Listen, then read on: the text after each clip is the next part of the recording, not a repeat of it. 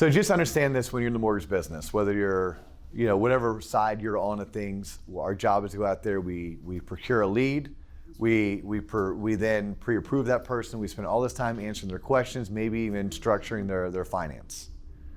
But there's a chance that they're gonna go fall in love with new construction.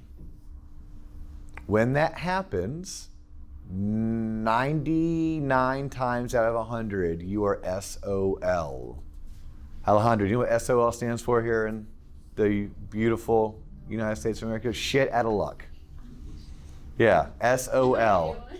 Yep. It just happens. So Travis just had someone that he spent months probably texting, answering questions. Another one too. Okay. Putting in all of this hard work, right? And the person's like, oh, you're so amazing. We found our house. It's being built by KB Homes or DHI or Lennar or you name that builder. Well, that builder owns their own mortgage company, and that builder is going to give an incentive to use their mortgage company. You're SOL. 99 times out of 100, you are not going to be able to compete against your client, in quotes, getting a $5,000 or $7,000 or $8,000 credit if they use XYZ builder. Like, think about it. Even if that builder's rate is an eighth higher, on a $300,000 loan, roughly how much do you think 1/8 in rate is per month? $1,000. How many? 21. Okay. Anyone disagree or agree with Jimmy? It's not good. He's a math guy. It's about $22. Yeah. Yeah, it's about just if you ever want to try to write this down, rule of thumb, for every $100,000, an eighth in rate, so 0.125% is $8. So I would have said 24. It's really like $7.31 or something crazy if you actually did the math, but it's somewhere between $20 and $25. So put yourself in the consumer's shoes. Let's say in order to use the builder's lender to get this big fat incentive, and let's say the incentive was $8,000. Let's say my loan amount was $300,000. Whiteboard time already. Look at this. All right. So $300K is my loan amount. The rate is 1/8 higher. And the closing costs are $2K more. So this is Travis's client that he's been spending the past 2 months with, helped this person get their credit score up, told them what they had to do to qualify. I mean, this guy was texting them over the weekend, and they're telling Travis, we're gonna get our loan through the builder because they're gonna give me a credit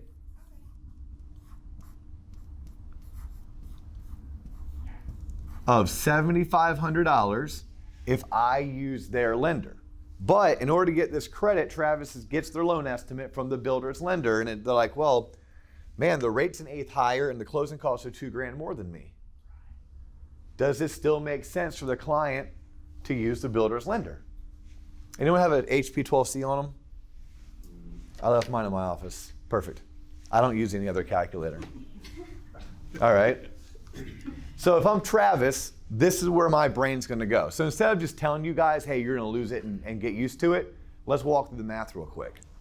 Well, if I'm trying to win this loan and this is what I'm competing against, I'm like, well, ma'am or sir, I know you're getting $7,500 to use the builder's lender, but they're gonna charge you $2,000 more in closing costs. So really, when I subtract that $2,000 from the $7,500 credit, it's really only $5,500. But it's still $5,500. And ma'am or sir, their rate is 1/8% higher, which Jimmy just told me it equals roughly $24 a month. The difference between Travis's rate at 3% and their rate at 3.125%, right? That's 1/8 of a difference. So you have to ask yourself, if you're your customer, are you willing to give up $5,500 to save $24 a month? Well, what I want to figure out if I'm this customer, how many months to break even? Well, if I divide 24 into 5,500, it's 229 months. Why would I ever go with Travis at Waterstone, even though his lender fees are $2,000 cheaper and his rate is an eighth better, when in order to use Travis, I'm giving up that incentive? I didn't do my sister's loan. I did not do my sister-in-law's loan. True stories. Both of them bought new construction. Here's what I told them. Hey, look, your experience with them is nothing like it's going to be with me. Plan on a second full-time job the next 60 days. Plan on crying not once, not twice, but 3 times. That's how frustrated you're going to get. But to both my sister and my sister-in-law, I couldn't justify them using me when the math justified using the builder. Now, occasionally, there's that 1 out of 100. Occasionally, you have to ask, well, what's the incentive? What if the incentive wasn't $7,500 and it was only $3,000? Oh, well, wait a minute. They're giving you a $3,000 closing cost credit, but they're charging you $2,000 more.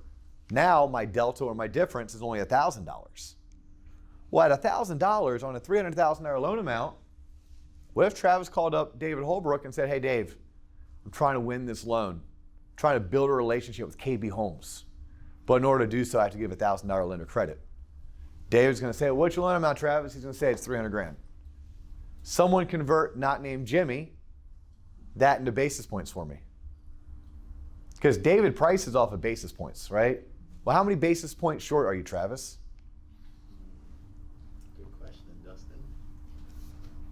Well, if I need to convert dollars into basis points, I'm going to take the $1,000 difference, if you're following me, right? I'm talking about this credit not being $7,500, but it being $3,000, right? So now, instead of the delta being $5,500, it's only $1,000. And Jimmy's like, Travis is like, oh my gosh, I can win this loan if I can give $1,000 lender credit. It's all I have to do. Because his rate's already better. So now it's $1,000. Well, $1,000 divided by $300,000 is how you get this. Take 1,000 divided by 300,000. It's 33 basis points. 33 basis points. I promise you this. David Holbrook, every day of his life, will sign off on 33 basis points, especially if it means that you get to bring in a $300,000 loan and you get to build a relationship potentially with a home builder in our local market. So there are ways of winning, but sometimes the incentive is just too great and you're never going to overcome that incentive. So it sucks. The only way to cure it is get more leads. You'll hear Mike Smalley say that to you all day long. If you focus on prospecting, you focus on lead generation, then low appraisals, bad inspections, and your client buying new construction doesn't impact you. But you're looking at a guy who has let it ruffle his panties more than once over the past past 15, 16 years. Follow-up question.